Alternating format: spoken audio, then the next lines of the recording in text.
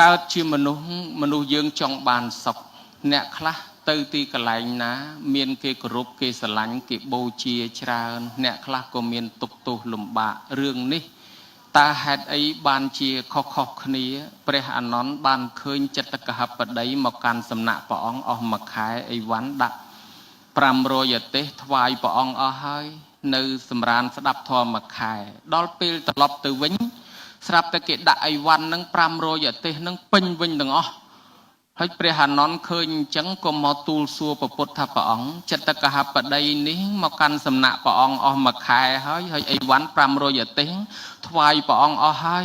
ឥឡូវត្រឡប់ទៅវិញគេដាក់ពេញ500ទេសតដែលចង់សួរព្រះអង្គថាគេបូជាគាត់តែពេលនេះទេឬពេលដែលមកកាន់សំណាក់ព្រះអង្គទេឬចុះបើគាត់ទៅទីដតីគេបូជាអញ្ចឹងដែរទេព្រះពុទ្ធលោកសម្ដែងប្រាប់ថានេះគឺជាអានិសង្សរបស់អ្នកមានសទ្ធានិងមានសិលទេអានន្ទចិត្តកហបតីនេះគាត់ទៅកាន់ទីណាក៏នឹងគេគោរពក៏នឹងគេបូជាគេស្រឡាញ់គាត់អញ្ចឹងដែរ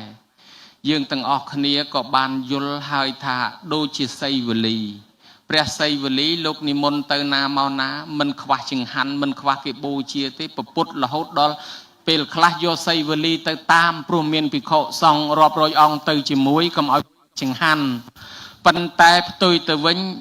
ទេមយៈនិងភូមិជ្ជកៈទៅឯណាក៏បាយចុងកដែរកុំថាឡើយផ្ទះអ្នកក្រឲ្យឡើងផ្ទះអ្នកមានម្ដងផ្ទះបាយចុងកទៀតបានថានិស័យជីវិតរបស់មនុស្សម្នាក់ហ្នឹងវាពពេកតបញ្ញតាគឺផលបុណ្យចាស់ហ្នឹងវាហុចមកឲ្យដូច្នេះហើយបានព្រះអង្គសម្ដែងថាអានិសង្សរបស់អ្នកមានសទ្ធានិងមានសិលបានកសាងពីមុនមកសិទ្ធោសីលេនសម្បណ្ណោយសោភោគៈសមបិតោយ៉ាងបទេសង្ឃភច្ចតិតដ្ឋតថេវពុជិតោ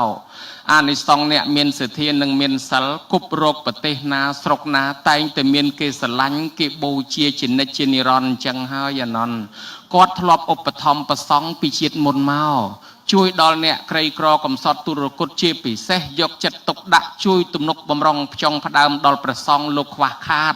ហើយដល់តែគាត់ស្លាប់ទៅកើតក្នុងឋានសួគ៌គ្រឿងសក្ការៈជាទឹកធ្លាក់ដល់គាត់ត្រឹមជង្គង់ឥឡូវគាត់ចុះមកកើតជាមនុស្សនេះទៅទីណាក៏មានគេបូជាជានិច្ចជានិរន្តរ៍ចឹងដែរទៅនៅស្រុកណាមានទ្រព្យស្រុកនោះ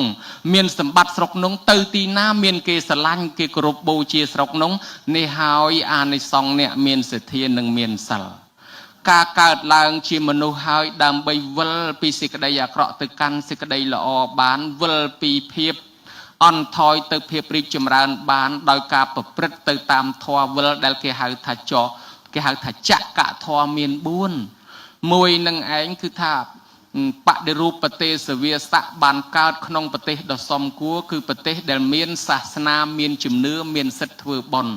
ប៉ុន្តែបានកើតប៉ុណ្ណឹងហើយទៅសែបគប់ខុសក៏វាអត់ចម្រើនដែរវាទៅជានាំទុកនាំទោសដល់ខ្លួនហើយដល់សង្គមជាតិទៀតបានគេឲ្យសัพពរិសោប្រសង្ឃសេវៈឲ្យសែបគប់រសពបរោះដឹកនាំផ្លូវល្អ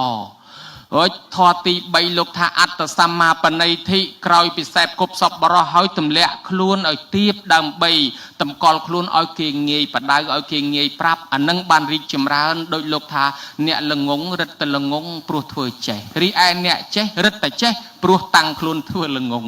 អ្នកក្រវារឹតតែក្រព្រោះសំដែងរឹតធ្វើជាអ្នកមានឯអ្នកមានរឹតតែមានព្រោះចេះរិះធម្មធ្វើអ្នកក្រដូច្នេះការតម្កល់ខ្លួនដោយប្រពៃនាំឲ្យមនុស្សមានការរីកចម្រើនឯទី4ពពេកតបញ្ញតាភាពជាអ្នកមានបុណ្យធ្វើទុកឲ្យក្នុងកាលមុនហើយយើងបានកើតមកសបោសបាយហើយក៏មានអវយវៈគ្រប់គ្រាន់មិនពិការមិនពិរាមានសតិស្មារតីធម្មតាបើយើងប្រៀបទៅអ្នកដតីខ្លះកំពុងតែពិការពិរាកំពុងតែលំបាកយើងដឹងថាអូបុណ្យពីមុនមកវាខុសគ្នា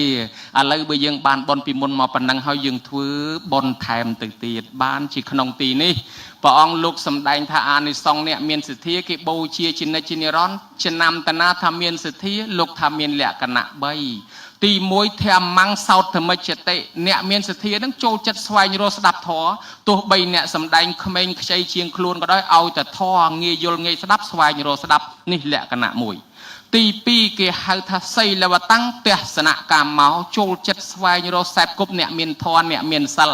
អ្នកចេះអ្នកដឹងប្រព្រឹត្តត្រូវទោះបីគេក្មេងជាងខ្លួនក៏ដោយក៏ទៅសែបគប់នៅនោះនេះលក្ខណៈទី2ឯទី3មច្ឆេរមលាំងគឺថាវិន័យមច្ឆេរមលាំងចូលចិត្តលះបង់ធ្វើបន់សន្តានមិនកំណាញ់ទេតនជីវិតកើតនៅមានចេះតែសន្សំបន់ឲ្យហើយកុំចាំពេលក្រោយក្រែងដើរលែងរួចដួលក្រឹបទៅឲ្យតែគេហៅឲ្យតែគេប្រាប់ឲ្យតែគេបបួលក៏ទៅចូលរួមនឹងគេ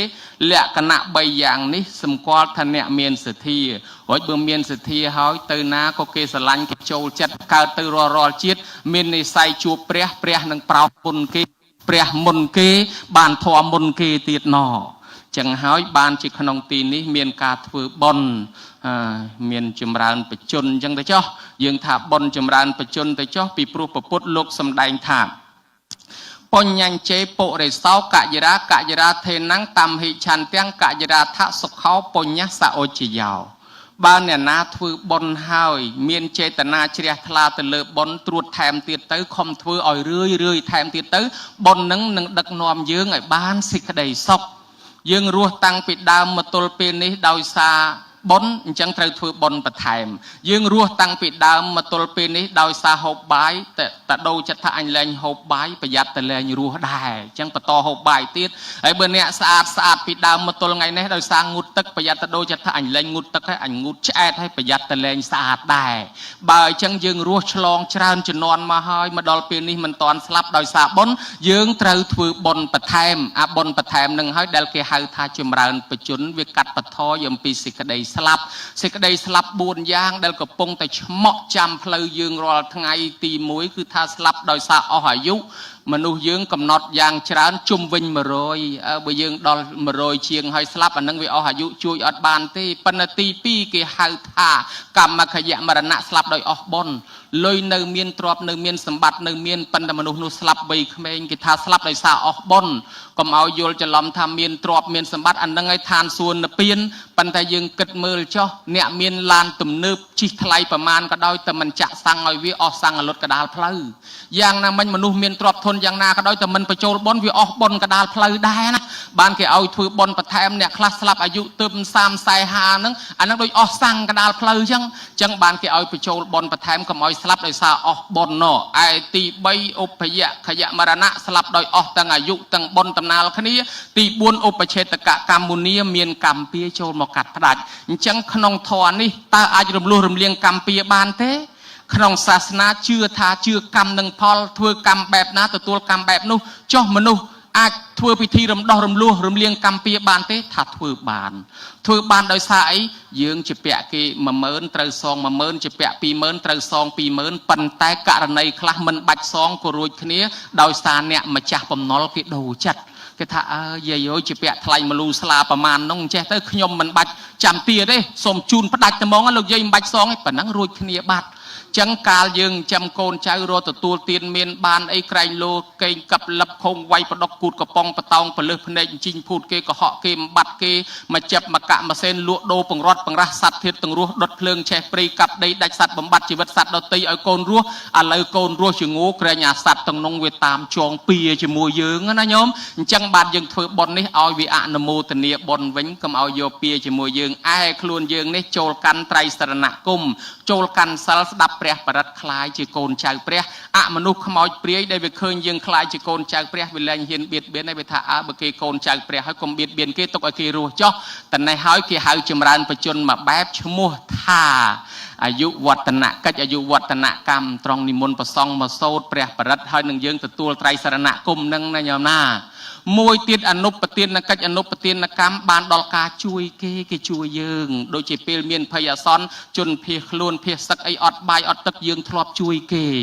ហើយយើងឃើញគេខ្យល់កគេខ្យល់ចាប់យើងជួយគេរកពេទ្យរកមកឃើញគេអត់បាយជួយគេឃើញគេទុក្ខលំបាកជួយគេអានឹងហើយដល់ពេលយើងមានភ័យអាសន្នមានគេជួយយើងវិញជីវិតយើងរស់តទៀតក្នុងទីនេះសំដៅទៅលើនិមន្តប្រសង់គោចរបិណ្ឌបាតឲ្យប្រសង់លោកបានចង្ហាន់ទៅលោកយកទៅឆា នទៅជីវិតលោករស់ហើយដល់ជីវិតលោករស់ឈ្មោះថាយើងឲ្យជីវិតគេអាតំណឹងហើយដើម្បីបានជីវិតមកយើងអាយុវែងដែរណាញោមណា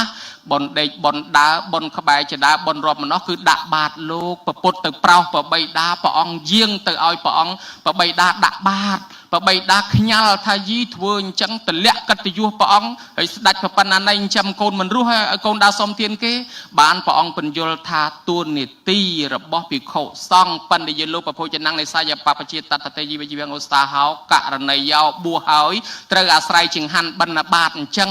កើតឡើងដោយកម្លាំងស្មងទោះបីកូនមានកូនសិទ្ធិក៏ដោយមួយយ៉ាងគេថាប្រោសសัตว์អ្នកខ្លះគ្មានលុយធ្វើបន់គ្មានកន្លែងធ្វើបន់ធំដុំទេបើលោកបានទៅដល់ផ្ទះនោះដាក់មកវែកសុំបន់ទុកឲ្យឧទ្ទិសឲ្យម៉ែឪបានទៀតគេហៅថាប្រោសសัตว์សទ្ធោធនៈយល់ទៅក៏បានដាក់បាតដែរណបង្រៀនឲ្យចេះដាក់បាតគឺសំបន់តក់ពេញពងក្នុងបាលីមួយគេថាបត្តពរានុភាវៈអ្នកមេត្តាបេតាប្រមុញ្ចរេព្រោះហេតុនោះបានជាមេត្តាបេតារមែងរួចចាក់ទីដថោកទៀតដោយអានុភាពនៃបាយដែលគេដាក់ក្នុងបាតអញ្ចឹងក្នុងទីនេះចម្រើនបជនមួយដែរឲ្យជីវិតគេរស់បានអានិសង្សយើងរស់គេហៅថាអនុបទានកិច្ចឬអនុទានកម្មឯទី3គេហៅថាជីវិតមហកិច្ចជីវិតមហកម្មជប់លៀងជីវិតរបស់យើងមានន័យថាការសុំទោសម៉ែឪដែលចិញ្ចឹមទំនុកបំរុងដោយបច្ច័យ4ឥឡូវយើងជូនបច្ច័យ4វិញ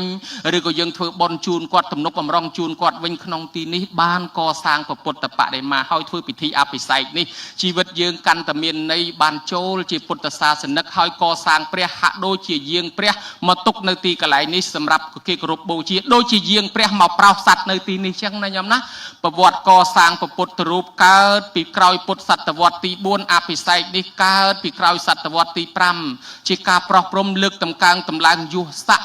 អភិពពបុត្រសេចធាតុនុបច្ច័យនោះអភិសេកអភិសេកោនោះរួចអ្នកប្រាជ្ញខ្លះគេថាជាការអញ្ជើញតងបារមីស័ក្តិសិទ្ធិអ្នកមានឫទ្ធិគ្រប់កន្លែងឲ្យទទួលស្គាល់កន្លែងនេះទទួលស្គាល់ព្រះហេតុហ្នឹងហើយបានជាល្បីថាព្រះវត្តនេះប្រកែវត្តនោះព្រះវត្តនោះប្រកែមកពីមានទេពតាមានអមនុស្សដែលមានឫទ្ធិនោះមកគោរពបូជាដែរជួយថែអាសាហើយអ្នកកសាងព្រះពុទ្ធរូបអង្គនេះយើងគិតមើលដូចជានៅក្នុងសិភៅដែលលោកបានចែកមកនេះណានៅក្នុងកន្លែងគាថាជាដកទី2ព្រះអង្គកើតជាវិរិយៈបណ្ឌិតណាក្នុងចរិយា3ដកថាព្យាមពភាសទាមៃហੰតថាគតមានរស្មីមកព្យាមចេញពីខ្លួនគ្រប់កាលដោយសារអីព្រះអង្គហ៊ានកាត់សាច់ព្រះអង្គយកទៅផែធ្វើមាសកសាងពុទ្ធរូបពីដើមបានជាព្រះអង្គកើតមកព្រះអង្គមានឈរពន្ធរាំងសីនោះខ្ញុំមើលឃើញដែរព្រះអង្គកើតជាបបាទវត្តតាំងគូលរាជមានម្រាមដៃទឹកឈ្នះអស់សត្រូវ101នគរមកពីព្រះអង្គធ្លាប់កសាងពុទ្ធរូបកាលពីនៅជាអ្នកជំនួញឃើញពុទ្ធរូបបាក់ម្រាមពហោះនោះព្រះអង្គយកដីស្អិតទៅបិទជួសជុលហើយក៏ជួលក្មេងគោក្មេងកបីឲ្យគេសម្អាតអញ្ចឹងបានព្រះអង្គកើតមកមានឫទ្ធិមានម្រាមដៃទឹកឈ្នះសត្រូវហើយនៅក្នុងកុណាលរាជកុមារដែលកើតមកក្នុងតកូលស្ដេចមានរូបស្អាតក៏ធ្លាប់បានកសាងពុទ្ធរូបដាក់នៅក្នុងចេតិយដែរអញ្ចឹងមហិទ្ធនូមានមហិទ្ធឫទ្ធិច្រើនមហាដេជោមានដេជះមានយុស័កតំណែងច្រើនមហាបញ្ញោមានបញ្ញាច្រើនមហាភោគោមានទ្រព្យសម្បត្តិច្រើនដោយសារការកសាងពុទ្ធរូបនេះនៅក្នុងសិភៅហ្នឹងក៏មានគាថាបញ្ជាក់មួយថាអ្នកកសាងពុទ្ធរូបនេះគឺមិនទៅទុគតិទេនឹងបានសុគតិកើតជាមនុស្សទេវតាមាននិស្ស័យជួបជាមួយនឹងព្រះរាល់ជាតិណាញោមណាបើដូច្នេះបុណ្យកុសលយើងធ្វើនេះទលំទលាយណាស់អញ្ចឹងអត់មានពេលទេប៉ុណ្ណេះទៅចោះសូមឧទ្ទិសកុសលផលបុណ្យឲ្យបានដល់បុព្វការីជនមេត្តាបិតាជីដូនជីតាដែលបាក់បែកចែកឋានទៅលោកខាងមុខហើយទាំងអស់គ្នាញោមញាតស្គាល់ដូនតាឈ្មោះអីក៏ឧទ្ទិសទៅហើយសូមទេវតាអនុមោទនាបុណ្យឲ្យនាំតំណែងទៅប្តឹងប្រាប់ផងសូមទេវតាជួយថែសាការពារញោមប្រុសបាសកមហាបាសកកុលភេងព្រមទាំងកូនចៅបរិវារក្រុមការងារទាំងអស់ឯអាដាមលោកជំទាវលោកគ្រូអ្នកគ្រូនាយកសាលាលោកសាស្ត្រាចារ្យកវីបណ្ឌិតអដ្ឋកោវុឌ្ឍនិស្សិតបញ្ញវន្តទាំងលោកគ្រូធម្មមេចារគ្រប់អង្គប្រគុណម្ចាស់គ្រប់អង្គជួបប្រទះតែសេចក្តីសុខចម្រុងចម្រើនរស់រានមានជីវិតនៅបានយូរជួយជាតិជួយសាសនាបន្តទៀតឯអាដាមលោកជំទាវប្រគុណម្ចាស់គ្រប់ព្រះអង្គលោកស្រីមានបំណងប៉ុនប៉ងប្រាថ្នាយ៉ាងណាឲ្យបានសម្រេចយ៉ាងនោះកុំបីខានឡើយការសម្ដែងសន្មតថាចប់អេវ៉ាំង